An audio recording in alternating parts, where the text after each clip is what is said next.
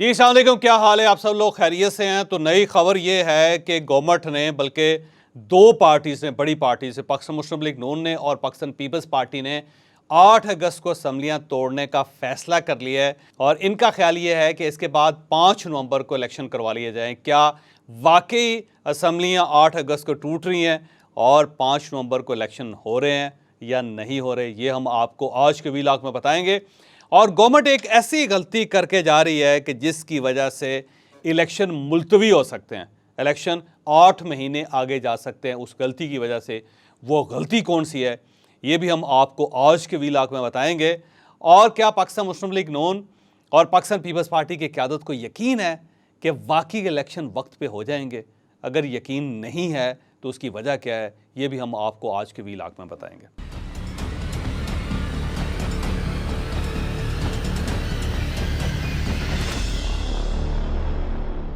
कल सारा दिन ये खबर गर्दिश करती रही कि पाकिस्तान पीपल्स पार्टी और नून लीग ने यह फैसला कर लिया है कि 8 अगस्त को असम्बलियाँ तोड़ दी जाएं और उसके बाद 5 नवंबर को इलेक्शन करवा दिए जाएं। 5 नवंबर जो है वो एतवार का दिन है और एतवार का दिन सबको सूट करता है। और इससे पहले मैं आपको बता भी चुका हूं कि गवर्नमेंट का ख्याल ये है कि यहाँ 5 नवंबर को इलेक्शन होंगे या फिर 12 नवंबर को इलेक्शन होंगे। तो अब क्योंकि गवर्नमेंट ने यह फैसला किया है, लेकिन गवर्नमेंट की दो बड़ी पार्टियों ने यह फैसला किया, पाकिस्तान पीपल्स पार्टी और पाकिस्तान मुस्लिम लीग नून ने।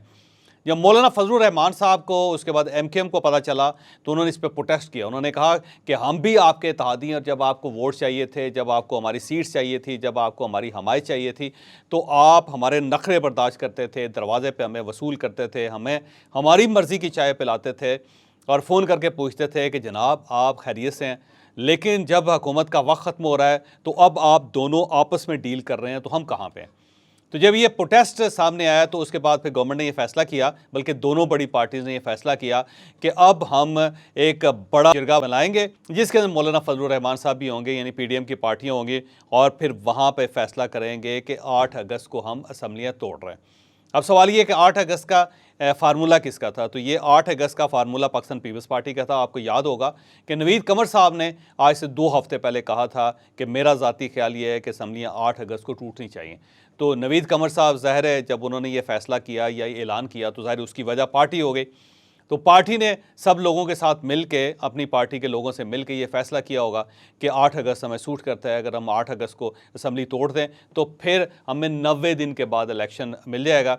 और 90 दिन जो बनते हैं वो ज़ाहिर 8 नवंबर को बनते हैं, लेकिन 8 नवंबर के बजाय 5 नवंबर सूट करता है। उसकी वजह यह है कि 5 नवंबर को संडे है और संडे के दिन सब लोग ये चाहेंगे कि इलेक्शन हो जाए। लेकिन अब सवाल ये है कि क्या वक्त पे इलेक्शन होंगे या नहीं होंगे? तो आप यकीन करें कि इस वक्त पाकिस्तान में कोई एक भी शख्स ऐसा नहीं है जो ये दावे से कह सकता हो कि इलेक्शन वक्त पे होंगे। क्योंकि सदर साहब से पूछ लें आप, उनको नहीं पता, बल्कि वो पूछते हैं कि इलेक्शन होंगे या नहीं होंगे। इलेक्शन कमीशन से पूछ लें आप, तो इलेक्शन कमीशन खुद बहुत कंफ्यूज है कि कब इलेक्शन करवाने चाहिए, और अभी तक इलेक्शन कमीशन ने कोई तैयारी नहीं की इलेक्शंस के लिए। फिर आप मियां नवाज शरीफ साहब से पूछ लें, मियां शहबाज शरीफ साहब से पूछ लें, इन दोनों को नहीं पता। आसिफ अली जरदारी साहब से पूछ लें, उनको नहीं पता।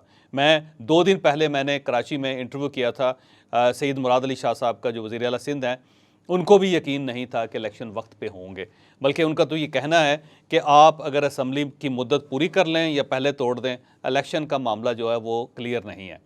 तो सबका ख्याल ये है कि शायद इलेक्शन टाइम पे ना हो, और अगर टाइम पे होंगे तो किसी को तारीख का पता नहीं।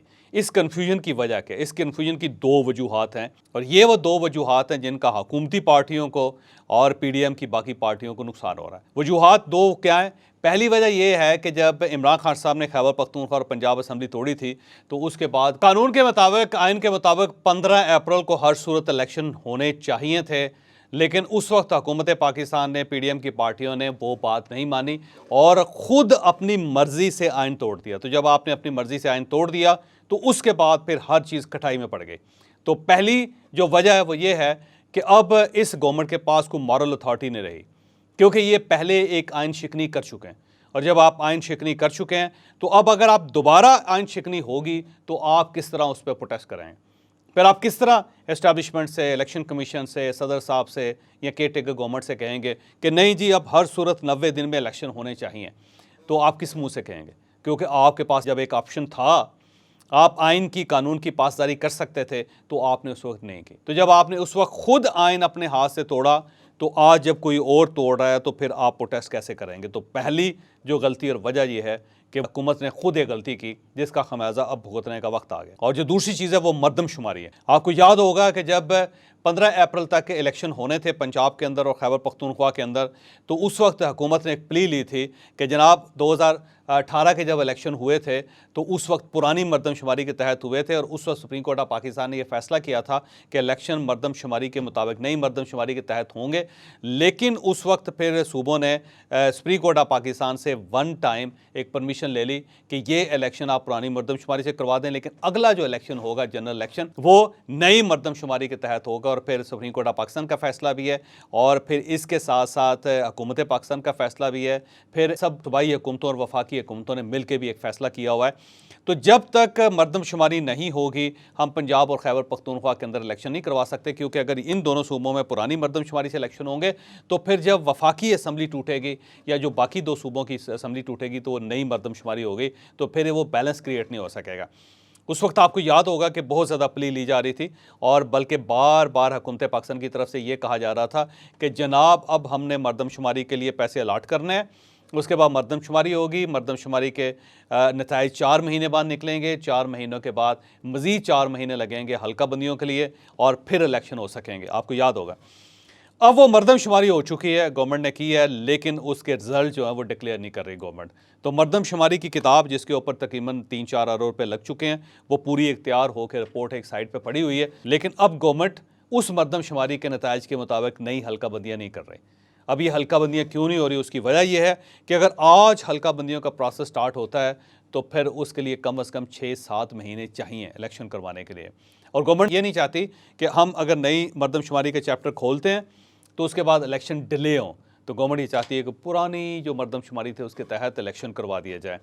अब ये जो दूसरी वजह है ये छोड़ के जा रहे हैं, ये गवर्नमेंट छोड़ के जा रही है और ये वजह किसी वक्त भी बहुत बड़ी वजह बन सकती है, क्योंकि जब आप चले जाएंगे केयर टेकर गवर्नमेंट आ जाएगी और केयर टेकर गवर्नमेंट के दौर में कोई एक आम शहरी अगर सुप्रीम कोर्ट ऑफ पाकिस्तान चला गया और उससे सुप्रीम कोर्ट ऑफ पाकिस्तान से दरख्वास्त कर दी कि हजूर गवर्नमेंट ने इस पे पैसे लगा के मरदमशुमारी करवाई और अब मरदमशुमारी की रिपोर्ट तैयार पड़ी हुई है, लेकिन उस रिपोर्ट के मुताबिक हल्का बंदियाँ नहीं हो रही, क्योंकि पहले जो पाकिस्तान की आबादी थी वो 21 करोड़ होती थी और अब जो आबादी है वो 25.25 करोड़ है। तो ये तो आप 4-5 करोड़ लोगों के हक मार रहे हैं और उसमें से अगर हम वोटर देख लें तो तकरीबन 2 करोड़ नए वोटर्स हैं। तो वो 2 करोड़ नए वोटर्स जो हैं उनका वोट आप काउंट क्यों नहीं कर रहे हैं? तो अगर ये supreme court of Pakistan issue चला गया तो मेरा ख्याल है सुप्रीम कोर्ट ऑफ पाकिस्तान हुकूमत पाकिस्तान से या केयर टेकर गवर्नमेंट से ये कहेगी कि फौरी तौर पर नई हल्का बंदियाँ की जाएँ और इलेक्शन कमीशन को बुला के भी आर्डर दिया जाएगा। और अगर ये आर्डर इलेक्शन कमीशन को मिल गया तो फिर इलेक्शन कमीशन डेफिनेटली नई हल्का बंदियाँ करेगा और जब नई हल्का बंदियाँ की जाएंगी तो उस पर 4-5 महीने लग जाएंगे और अगर वो 4-5 महीने लग गए तो फिर ये इलेक्शन नवंबर के बजाय मेरा ख्याल ये है कि मार्च 2024 तक चले जाएंगे। और ये वो वजह है जिसे अंडरस्टैंड मियां नवाज शरीफ भी कर रहे हैं और आसिफ अली जरदारी साहब भी कर रहे हैं और मौलाना फजलुर रहमान साहब भी कर रहे हैं। बल्कि मौलाना फजलुर रहमान साहब तो ये भी चाहते थे कि इलेक्शन फौरी तौर पर ना हो, इलेक्शन को डिले किया जाए। तो अब एक बहुत बड़ा सवाल इस गवर्नमेंट के सामने ये है कि अगर हमने असम्बलियाँ तोड़ दी, अगर हमारी गवर्नमेंट ख़त्म हो गई और उसकी जगह केयर टेकर गवर्नमेंट आ गई तो उस केयर टेकर गवर्नमेंट के पास 2 बड़े खौफनाक ऑप्शंस हैं और उन ऑप्शन की बुनियाद पे इन इलेक्शंस को डिले किया जा सकता है, इसको खींचा जा सकता है। और अगर ये एक बार खिंच गए, अगर ये 90 दिन की हद इन्होंने दोबारा क्रॉस कर ली तो फिर उसके बाद 90 दिनों में हो या फिर 9 महीनों में हो या फिर वो 6 साल में हो या फिर वो 9 साल में हो, फिर वो कोई आदमी गारंटी नहीं कर सकता, फिर कोई शख्स इस पर एतराज़ भी नहीं कर सकता। तो ये एक ऐसी गंभीर सूरत हाल है जो इस वक्त गवर्नमेंट के सामने है, क्योंकि गवर्नमेंट को गारंटी चाहिए और इन्हें कोई शख्स इस वक्त गारंटी देने के लिए तैयार नहीं है। दूसरी तरफ मियां नवाज शरीफ साहब ये चाहते हैं कि आसिफ अली जरदारी साहब के साथ मिल के अपनी मर्ज़ी का एक केयर टेकर प्राइम मिनिस्टर लाएँ और वो केयर टेकर प्राइम मिनिस्टर इनका ख्याल ये है कि एक बुज़ुर्ग सियासतदान होना चाहिए जिसकी ज़िंदगी सियासत के अंदर गुजरी हो और जो बड़ा ईमानदार हो, अपने विजन में क्लियर हो और वो किसी जगह डंडी ना मारे, किसी प्रेशर में ना आए। तो ऐसा आदमी इन सबको चाहिए जिसे ये तैयार कर रहे हैं और उसके बाद एक पॉलिटिकल बुज़ुर्ग जो हैं उनको लाया जाएगा कि वो केयर टेकर गवर्नमेंट बनाए। अब सवाल ये है कि ये बुजुर्ग सियासतदान क्यों तलाश किया जा रहा है। उसकी वजह यह है कि इन सब का ख्याल ये है कि अगर इकोनॉमिस्ट आ गया, क्योंकि उस वक्त इकोनॉमिस्ट जो है वो एस्टेब्लिशमेंट की तरफ से भी पेश किया जा रहा है और IMF की तरफ से भी पेश किया जा रहा है। इनका ख्याल ये है कि अगर हफीज़ शेख या रज़ा बाकर आ गए तो फिर ये अगले 3 महीनों में इलेक्शन नहीं करवाएंगे, फिर ये 3 माह जो है वो 3 साल में बदलते देर नहीं लगाएंगे। तो इनका ख्याल ये है कि ना एस्टैब्लिशमेंट का बंदा लेना चाहिए, ना कोई साबिक जनरल लेना चाहिए, ना कोई साबिक जज लेना चाहिए, ना ही कोई एक्स मीडिया पर्सन लेना चाहिए और ना ही नजम सेठी साहब को लेना चाहिए। बस अगर हमने कुछ लेना है तो फिर हमें एक बुज़ुर्ग सियासतदान का इंतज़ाम करना चाहिए जो इस हालात को कंट्रोल कर सके, जो किसी प्रेशर में ना आए। तो एक खिचड़ी है जो इस वक्त इलेक्शन से रिलेटेड पक रही है और ये पकती हुई खिचड़ी जो है ना उसमें से बहुत सारी चीज़ें निकलेंगी। तो मेरा ज़ाती ख्याल ये है कि अगर गवर्नमेंट को गारंटी नहीं मिलती तो फिर ये समझ लें कि इलेक्शन टाइम पे नहीं हो सकेंगे, फिर मरदमशुमारी का चैप्टर खुले ही खुले।